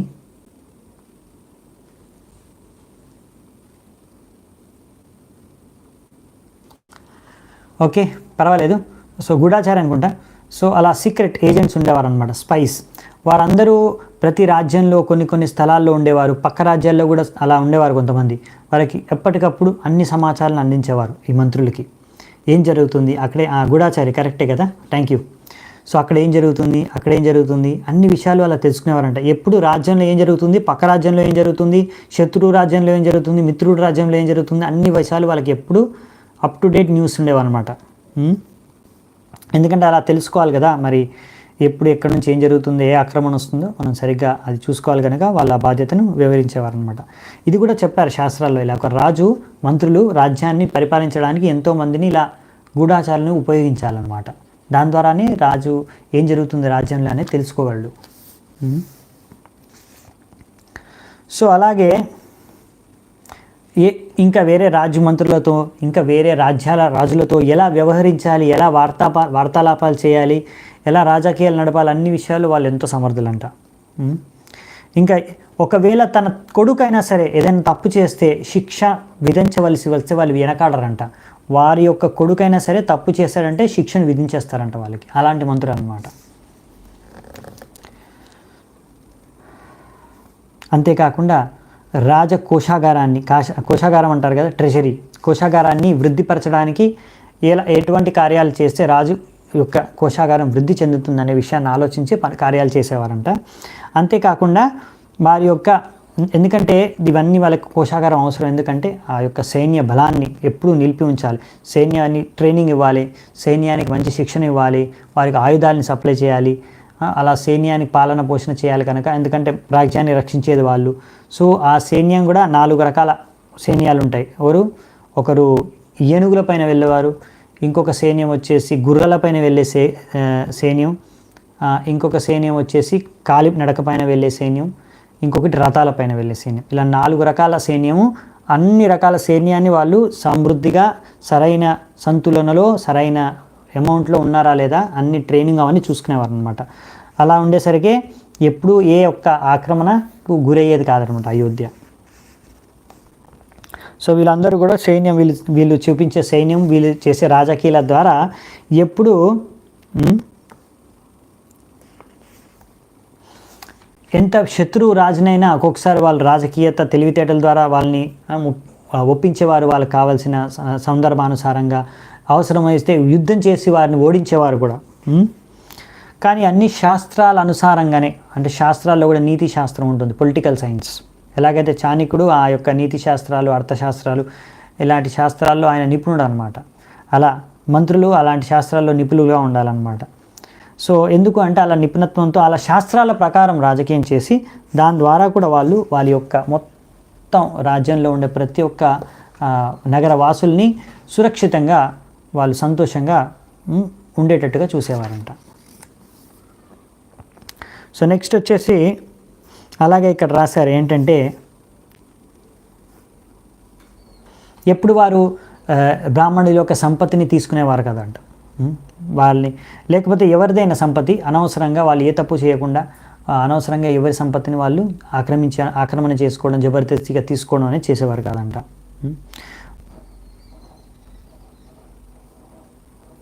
ఎలాగైతే శిక్షను విధించాలో, ఎవరైనా తప్పు చేస్తే దండించాలో, ఎంతకు దండిస్తే ఏది సరైన దండనను వాళ్ళకి తెలిసి అదే విధంగా వాళ్ళని దండించేవారంట. ఇలా ఎంతో శుద్ధతతో వాళ్ళ జీవితాన్ని జీవించేవారంట, ఇంకా రాజ్యాన్ని నడిపేవారంట. సో ఎంత బాగా నడిపారంటే మొత్తం రాజ్యంలో ఎవరు అసత్యాన్ని పలికేవారు కాదు ప్రజలు. ముందే చూసాం కదా. సో దాని యొక్క ఘనత అనేది మంత్రులకి, దశరథ మహారాజుకి దక్కుతుందని ఇక్కడ రాశారు. ఇంకా రాశారు ఏంటంటే, మొత్తం అయోధ్య రాజ్యంలో ఎలా వాళ్ళు పరిపాలించేవాళ్ళంటే, ధర్మాన్ని ఎలా సంరక్షించేవారంటే, ఒక్క మనిషి కూడా ఇలాంటి కుళ్ళిపోయిన బుద్ధితో ఉండేవాడు కాదంట. ఎప్పుడు ఇంకొకరి స్త్రీని, ఇంకొక పరాయి వ్యక్తి, ఇంకొక వ్యక్తి యొక్క భార్య పైన కన్నెత్తి చూసేవాడు కాదంట. సో ఇలా ఎంతో శాంతితో మొత్తం సమాజం ఉండేదంట, శాంతియుతంగా జీవించేవారంట ప్రజలు. అంటే ధర్మాన్ని పాటించేవారు, అన్ని నైతిక విలువలని కూడా పాటించేవారు అన్నమాట. సో వీళ్ళందరూ ఇక్కడ చెప్తున్నారు. సో అలా ప్రజలందరూ కూడా ఇక్కడ రాశారనమాట. మళ్ళీ రాశారు, మంచి వస్త్రాల్ని ధరించేవారు, మంచి ఆభరణాలని ధరించేవారు, అన్ని మంచి కార్యాలే చేసేవారంట ప్రజలందరూ కూడా. ఇంకా వాళ్ళందరూ ఎప్పుడు వాళ్ళ రాజు హితాన్ని కోరేవాళ్ళంట ప్రజలు కూడా. ఇంకా వారి యొక్క గురువుల్ని కూడా ఎంతో ఆదరించేవారంట ప్రజలు. వాళ్ళు ఎంతో శక్తివంతులైన సామర్థ్యులైన ప్రజలంట అందరూ. వేరే దేశాల్లో కూడా తెలుసంట అయోధ్యవాసులు అంటే ఎంత వారి గొప్ప ప్రఖ్యాతలో మొత్తం వేరే దేశాల్లో రాజ్యాల్లో కూడా వ్యాపించిందంట వాళ్ళ గొప్పతనం, వాళ్ళ మంచి లక్షణాలు, వాళ్ళ సామర్థ్యం అంతా. ఇంకా అలాగే ఇక్కడ ఉన్న వాళ్ళందరూ కూడా ఎంతో సమర్థులంట. క్షత్రియులు ఎలా యుద్ధం చేయాలో వాళ్ళకి తెలుసంట. ఇంకా ఇలా మంచి మంచి నగరవాసులతో ఎంతో గొప్ప మంత్రులతో దశరథ మహారాజు యొక్క నగరం అయోధ్య నగరం ఉందని ఇక్కడ రాశారు. ఇంకొక విషయం ఏం రాశారంటే దశరథ మహారాజు కూడా ఎటువంటి లోపాలు, గుణాల్లో స్వభావంలో ఎటువంటి లోపాలు లేవంట.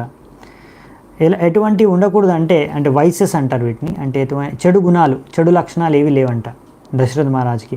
మొత్తం 18 చెడు లక్షణాలు ఉన్నాయంట మను సంహిత ప్రకారం, మనువు ప్రకారం. అవి ఏంటి అంటే ముఖ్యంగా 10 వచ్చేసి కామం నుంచి ఉత్పన్నమయ్యేవి చెడు లక్షణాలు, ఇంకో 8 వచ్చేసి క్రోధం నుంచి ఉత్పన్నమయ్యేవి. మరి కామం నుంచి ఉత్పన్నమయ్యే 10 చెడు లక్షణాలు ఏంటంటే, ఒకటి హంటింగ్, వేట ఆడడం, జూదం ఆడడం, డే టైంలో పొద్దున్నుంచి మధ్యాహ్నం సమయం అంటే డే టైంలో పడుకోవడం, ఇంకొకరిని నిందించడం, పరస్త్రీ సంఘం చేయడం, మద్యపానం చేయడం, ఎప్పుడు ఆ మత్తుతో ఆ యొక్క సంగీతంలో మునిగి తేలడం, లేకపోతే ఏదో పాటలు పాడుకుంటూ ఉండడం, నృత్యాలు చేసుకుంటూ ఉండడం, అనవసరంగా అటు ఇటు ప్రయాణం చేయడం, ఇవన్నీ కూడా 10 రకాలైన చెడు లక్షణాలంట. దేని నుంచి? కామం నుంచి ఉత్పన్నమయ్యేవి. ఇవన్నీ ఏవి లేవంట దశరథ మహారాజుకి. అలాగే ఇంకొక 8 వైసెస్ క్రోధం నుంచి ఉత్పన్నమయ్యేవి ఏంటంటే స్లాండర్, అంటే స్లాండరింగ్ అంటే తప్పుగా మాట్లాడడం, అనుచితమైన శబ్దాలు ఉపయోగించడం, లేకపోతే ఆడసిటీ అంటే మన ఎదురు తిరిగి మాట్లాడడం పెద్దలకి, బిట్రేయల్ అంటే మోసం చేయడం, ఎనిమి అంటే అసూయ, ఇంకా ఎటువంటి కృతజ్ఞత భావం లేకపోవడం, దొంగతనం చేయడం, మళ్ళీ ఇంకోటి వర్బల్ అబ్యూస్ అంటే శబ్దాల్ని తప్పుగా వినియోగించడం, ఇంకా ఒకరిని వేధించడం, ఫిజికల్గా కూడా శారీరకంగా వేధించడం, ఇవన్నీ క్రోధం యొక్క లక్షణాలంట. అంతే కదా, క్రోధంగా ఎలా వ్యవహరిస్తాడో, చేత్తో కొట్టడం, నోటికి వచ్చిందల్లా వాగడం, తిట్టడం, ఇలాంటి అసూయతో మాట్లాడడం, అనుచితమైన శబ్దాలు ఉపయోగించడం, మోసం చేయడం, ఇవన్నీ క్రోధం యొక్క లక్షణాలు. ఇవన్నీ ఏవీ లేవంట దశరథ మహారాజుకి. అలాంటి గొప్ప మహారాజు అనమాట దశరథ మహారాజు. సో దశరథ మహారాజు ఈ రకంగా ఎంతో బాగా పరిపాలిస్తూ మొత్తం రాజ్యాన్ని అందరూ ఎంతో సంతోషంగా సత్యాన్ని ధర్మాన్ని పాటిస్తూ అందరూ దశరథ మహారాజు, మంత్రులు, నగరవాసులు జీవించేవారు ఎంతో ఆనందంగా మొత్తం అయోధ్యని పరిపాలిస్తూ. దశరథ మహారాజు అయోధ్య నుంచి మొత్తం భూమినే పరిపాలిస్తూ జీవించేవాడని రాశారు. ఇంకా దశరథ మహారాజుకి ఎవరు అంటే ఆయనకన్నా గొప్ప, ఆయనకి ఎవరు శత్రువు ఆయన సరిపాటి ఎవరు సామర్థ్యమైన శత్రువు లేడంట. ఆయనతో సరిపాటిగానే ఆయనకన్నా శ్రేష్టమైన ఒక్క శత్రువు కూడా లేడంట. ఆయన అందరితో ఎంతో స్నేహపూర్వకంగా వ్యవహరించేవాడంట. అంటే పక్క రాష్ట్రాల్లో ఉన్న రాజులతో కూడా, వారితో కూడా ఎంతో స్నేహపూర్వకంగా మర్యాదపూర్వకంగానే వ్యవహరించేవాడంట. ఇంకా ఎవరినైనా తన సామర్థ్యంతో తన రాజ్యాన్ని స్థాపించాడు, ఇంకా విస్తరిస్తాడు అని రాశారు ఇక్కడ. ఎలా అయితే మళ్ళీ రాశారు, ఇంద్రుడు ఆ యొక్క స్వర్గాన్ని పాలిస్తున్నాడు, అలాగే ఇక్కడ దశరథ మహారాజు భూమిని పాలిస్తున్నాడు అని చెప్పారు ఇక్కడ. ఇంకా లాస్ట్ వచ్చేసి ఇలా ఎంతో చక్కటైన సామర్థ్యవంతమైన మంత్రులతో ఎప్పుడు ఆయన ఒక రాజ్యం, అలాగే ఎంతో మంచి ఋషులు మునులతో వాళ్ళ యొక్క ఆశీర్వాదం, వాళ్ళ యొక్క ఆదేశానుసారంగా ఆయన ఎంతో చక్కగా ఆయన యొక్క కర్తవ్యాన్ని నిర్వర్తిస్తూ ఒక సూర్యుడి లాగా వెలుగుని ఇస్తూ అందరికీ జీవించాడు అక్కడ రాజ్యంలో దశరథ మహారాజు అని రాశారు ఇక్కడ వాల్మీకి ముని. దీని ద్వారా ఈ యొక్క అధ్యాయాన్ని ముగిస్తారు. అంటే జస్ట్ అయోధ్య యొక్క వర్ణన అనమాట ఈరోజు, ఇంకేం లేదు. సింపుల్గా చిన్న చాప్టర్, అంటే చిన్న డిస్క్రిప్షన్ ఈరోజు క్లాస్ ఇంతే మామూలుగా మనకి. సో ఇప్పుడు నెక్స్ట్ ఏం జరిగేది అంటే ముఖ్యమైన స్టార్ట్ అవుతుంది స్టోరీ. ఇప్పుడే రామాయణం స్టార్ట్ అయింది. అశ్వమేధ యజ్ఞ, రిషిశృంగ రావడం, తర్వాత రాముడు జన్మించడం, ఆ విషయాలన్నీ మనము వచ్చే అధ్యాయాల్లో చూద్దామంట. నెక్స్ట్ క్లాస్లో చూద్దాము. చాలా చాలా ధన్యవాదాలు. ఈ యొక్క వీక్లో అంటే నెక్స్ట్ మండే రోజు నేను ఈశోపనిషత్ తీసుకోనండి, ఎందుకంటే కొంచెం బిజీగా ఉన్నాను నేను. కొంచెం జన్మాష్టమి అవి కూడా ఉన్నాయి కొంచెం కార్యాలు. మళ్ళీ నెక్స్ట్ వీక్ తీసుకుంటాను ఈశోపనిషత్ క్లాసు, ఓకేనా. సో ఈరోజు ఒక్కటి రామాయణ క్లాస్ తీసుకున్నాను అంతే. చాలా చాలా ధన్యవాదాలు మీ అందరికీ ఇంతసేపు ఓపిక వినందుకు. హరే కృష్ణ. శ్రీల ప్రభుపాద కీ జై, సమవేత గౌర భక్త వృంది की जय, श्री वाल्मीकि रामायणम की जय, अनंत कोटि वैष्णव वृंद की जय, निताय गौर सीतानाथ प्रेमानंदे, हरि हरि बोल.